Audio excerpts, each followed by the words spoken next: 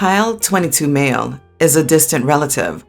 Well, he's actually my 19 female stepdad's cousin's kid. I've never really been around him much, though. Just the odd family get-together. We haven't seen each other for a while, but we did at a wedding a few months ago. He drank too much and kept hitting on me, saying how hot I was and how he'd love to get to know me better. I rolled my eyes and kept trying to get away from him, but he kept following me throughout the day. Later on, someone gave him my number, and he kept on messaging me. I complained to my stepdad, who shrugged it off. Some people even thought it was cute or funny, which just encouraged him to act more outrageous. A few days later, he started texting me and sending me some nasty pics. What's worse was that the people at the wedding would tease me like it was some grand joke. About a month or two later, I finally had enough. I sent everyone who mocked me some nasty pics I got from Kyle. Family making fun of Kyle and me in the same group chat, Kyle's pics. The aunt who thought we would make a cute couple, Kyle's pics. His parents who raised him to be this crappy person, Kyle's pics plus lewd text. My stepdad even received a printed picture on his pillow. Amazing how many people I could find via group chats and various social media, and others that I had phone numbers for. I've had a few family members telling me off, how gross it was sending them inappropriate pictures of Kyle and how I invaded his privacy. However, the younger generation of cousins has taken to posting memes about him, such as when there's a family reunion and you can't decide which of your step-cousins to sleep with, or edited versions of his pictures, such as a small leaf covering his bits. Edited. I tried to block him, but he keeps creating fake accounts and contacting me on different areas of social media. I've already told him off for hitting on me, only to receive him saying, "Bet if you had a taste, you would like it." I was just fed up with the mocking, the messages from people making fun of me, and him hitting me down. It was tiring. I began to dread the phone message sounds, to the point where I turned the phone off and walked around for the day without it. I know it's extreme to send proof to everyone, but it shut them up about how we should go out and how I should give Kyle a chance. And yes, Kyle has stopped sending me text. My cousins found out about it and started making fun of him. His stepbrother started teasing him too and changed his morning alarm to, "What are you doing, stepbro?" just to annoy him. Kyle did have a rant on my voicemail, saying that I had ruined him and how much of a witch I was. So, am I the idiot here? Not the idiot. It's curious how everyone thinks his behavior is funny and cute, up until you start threatening them the way Kyle treated you. Harassment isn't funny, and Kyle needs a lesson in consent. However, I think your response to their encouragement of his behavior was perfect. Maybe it'll make them think twice in the future. Does your response make you an idiot? Maybe. But sometimes that's what it takes to get through to people. Either way, I love your answer to their pestering. Not the idiot. You tried to make him stop. He didn't. You reached to your stepdad to make him stop. He didn't. You reached out to your family so they can make him stop. They didn't. Since nobody listened to you, you decided to see how they felt, if they would receive the same treatment. If they find his behavior acceptable, then they shouldn't be offended to receive the same. I understand your frustration, and I'm sorry nobody was in your corner for all this. It's an unpopular opinion, but everyone's the idiot here. Couldn't you have gone to the parents and showed them privately how horrible their son behaved? How about the police? Just ignoring it and putting question marks? Changing phone numbers? You say you talked to your stepdad, and he shrugged it off. Well, quite possibly because you needed to talk to Kyle's parents, as your stepdad has nothing to do with his cousin's kid. In my opinion, sharing someone's photos, whether they were sent with consent or not, is not okay. Never. I disagree. They weren't taking her seriously and mocking her.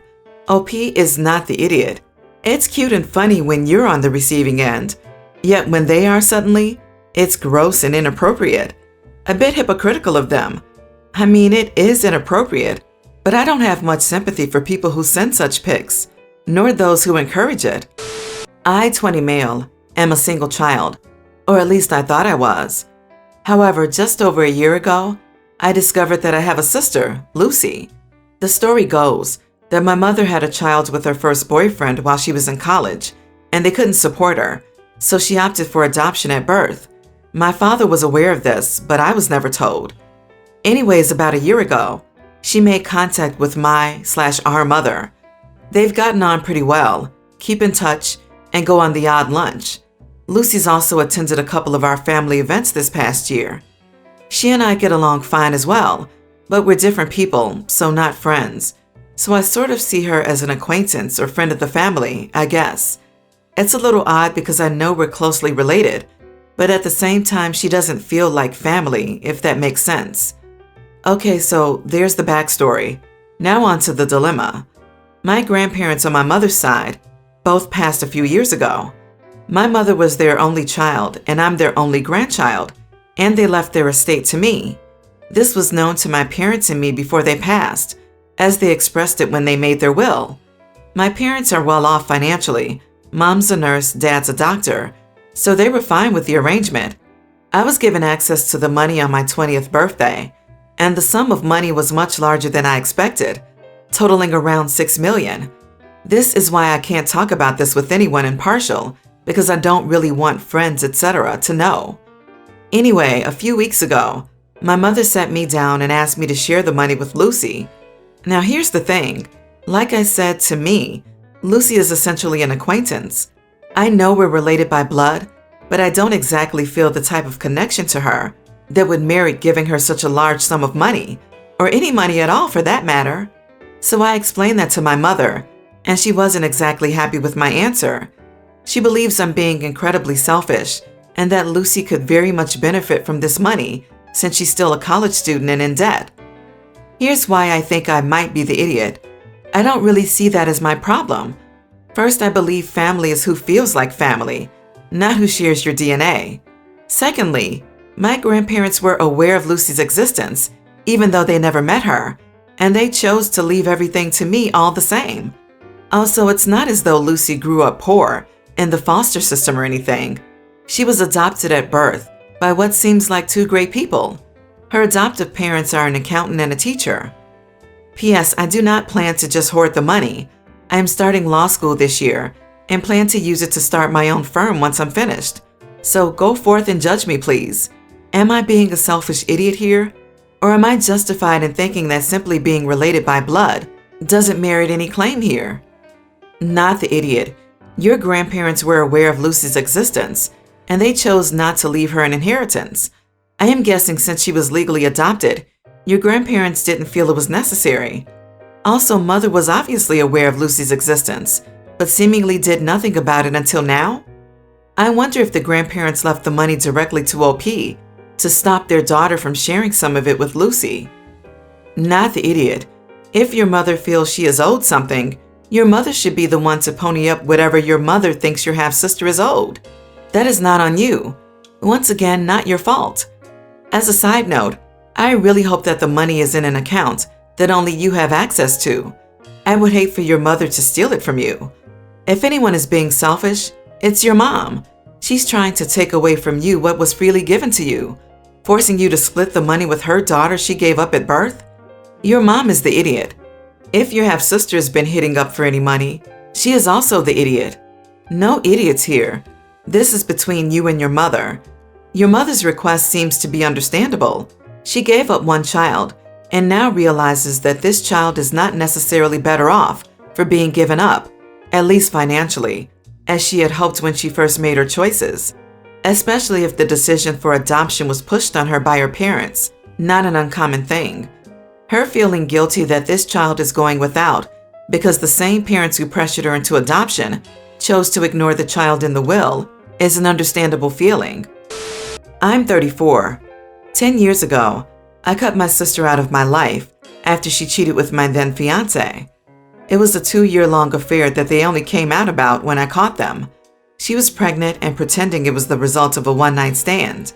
They both knew I would never forgive them if I found out. According to my ex, they were hoping I would love being an aunt, and it would be easier to carry around my back if I was busy with the baby. They ended up getting married and having 2 kids. Then 3 years ago, my sister was involved in a car wreck, and she suffered life-changing injuries. My parents stepped up to be her full-time caregivers. Unfortunately, she will never be able to take care of herself. About a year later, her husband, my ex, died. Their kids went to his parents while my parents became my sister's legal guardians. A few months ago, they started dropping hints about wanting me to step up after they're gone. Then a month ago, my parents called and asked me to meet them. They said they worry what will happen to her when they're gone, or even if they are no longer able to care for her in a few years, and would I take over, either by putting her in a care facility and making sure she's cared for, or physically taking care of her myself. I said no, they needed to figure something else out, but I would never do a single thing for her again, and that hadn't changed because she became disabled. They took it okay at first. Then a week ago, when I hadn't called to change my mind, they said I was the idiot for not doing it for them, to give them peace of mind if nothing else, because even after what she did, she is still their daughter, and she can't advocate for herself. Am I the idiot? Not the idiot. She cheated and was never sorry. If she hadn't been in an accident, you wouldn't have ever interacted with her again. If your parents are asking you to make sure she's taken care of in a facility, it sounds like there's money available. They should set up a trust or find a friend of your sister's to have them oversee the situation. You don't need to be dragged in. Not the idiot. I'll also go a step further and say your parents aren't right to do this. It's not wrong for them to want what's best for your sister, but it is definitely wrong for them to guilt trip you into taking care of someone you hate. I'm sure they wish their two children got along better, but that's just simply not the case and might never be the case. You're not wrong for not getting past that awful betrayal. Also, being a full-time caregiver to someone is no joke. Even if you were on great terms with your sister, it's not a given that you'd take care of her. Of course, many would, but I don't think anybody is wrong for not wanting to completely change their lives for someone. No idiots here. They can ask, but you can say no. Even if she were nice, that is a massive lifetime responsibility. They have care homes for people. Your parents should be arranging that now, not waiting until later. At least they should get her on the waiting list. Me, 24 female, and my boyfriend, 27, have been together for about 2.5 years. We live together and we are very happy. When we met, I was studying towards a degree in sciences to one day become a researcher and do important work. My boyfriend was working, still is working, but although he wants a better job, he refuses the idea of university/college. He doesn't want to earn the qualifications that would allow for it to happen. Global issue hit, and it took my part-time job and left me depressed and studying from home. I admitted defeat for that year and decided to take a break from studying. I could not find a part-time job, and I couldn't afford it anymore. So I got a full-time job and decided it was time to earn some money again, so I could save up and have a safety blanket for returning to university. A few months ago, my boyfriend was searching for career options and decided to join the military. He's applied and is currently waiting on the recruitment process to begin. He suggested he would like for me to take a different route for my career and get a kind of job that is less niche and needed everywhere, so I can move around and live with him as he fulfills his goals within the military, meaning we can raise a family together eventually and live side by side. I have expressed that I don't want to change my career. We have spoken about the possibility of me staying at home and pursuing my dreams while he's in the military, but that I wouldn't be happy bringing kids up alone, for the most part, as he'd be away 99% of the time, and trying to balance a career. He gets upset that I say I would be raising kids alone in this situation, but I feel like I'd basically be a single mom. I feel like I'm being told that if I want to be with him, I need to give up my dreams and follow him around the world. He also makes me feel like a ticking clock when it comes to kids, and often tells me that I'm running out of time, and that by the time I finish studying and got the job I want, it will be too late. Should I be more willing to budge my goals out of the window when they existed before his? Never ever change your life goals for someone else. Adapt, sure, but not completely abandon. If he wants to stay with you, why not give up his military career? That sword cuts both ways. Think long and hard about this relationship. Sometimes a clean break is best, but you might find a way to make it work.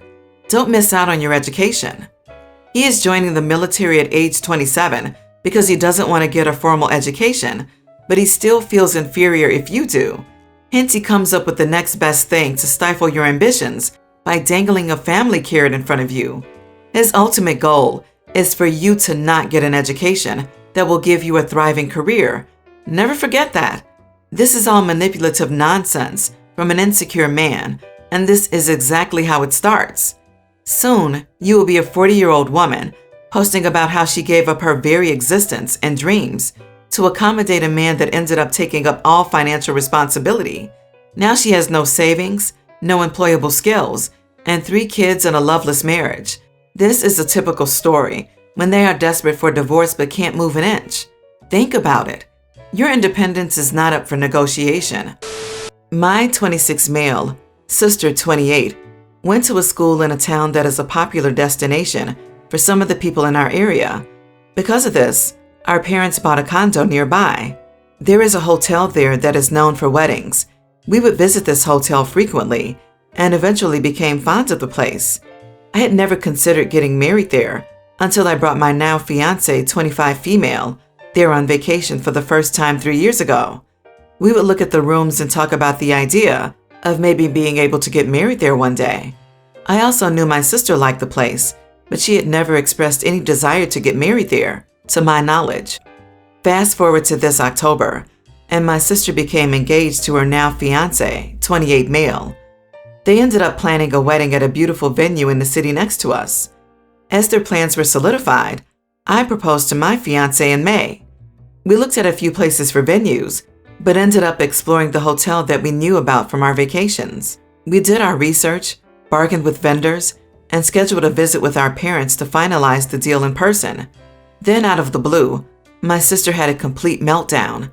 She came to my mom and told her that she wants to stop us from getting married there. She claims this has been her dream wedding forever, and she won't be able to stand the sight of her brother getting married there. We tried to have a phone conversation with her, where she was bawling her eyes out and asked us to cancel our plans.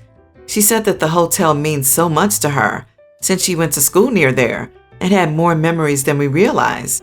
She couldn't believe we would even consider looking into it, knowing how upset this made her. We also learned that her fiance did not want to get married at the hotel. Over the past 2 months, we brought up the venue multiple times in front of my sister and never heard any concerns. However, 2 days passed, and she is still mad that we haven't canceled our plans. My parents offered to cancel her wedding so that she can replan hers at the hotel. She talked to her fiance about this, and he still said that he did not want to get married there. Then, after a week of ongoing conflict, my parents, my fiance, and I had a final meeting on our wedding plans before the trip. Apparently, my sister had access to the camera system in my parents' house and spied on the meeting. This is where I believe I may be the idiot. She heard me say the following: I have little sympathy for my sister at this point. This sent her over the edge again. She accused my fiance of manipulating me into having our wedding here, since there is no way my brother cares this much. Jump to last night, and we just learned that she is threatening to move across the country with her fiance, since she feels that her immediate family no longer cares about her or her feelings. Am I the idiot? Not the idiot. I don't want this to come off the wrong way, but something is wrong with your sister. For her to care that much, seemingly out of the blue, is weird. For her to bawl her eyes out and spy on you over a wedding venue is alarming. If you're going to spy on someone, you may not like what you hear. Sister sounds like she's way too immature to be getting married. Her emotional immaturity is frightening. Threatening to move clear across the country because her family no longer cares about her feelings is bonkers. This is all bizarre. If she cannot get her act together and her fiance figures out that she's crazy, she might find out that her wedding may end up being called off.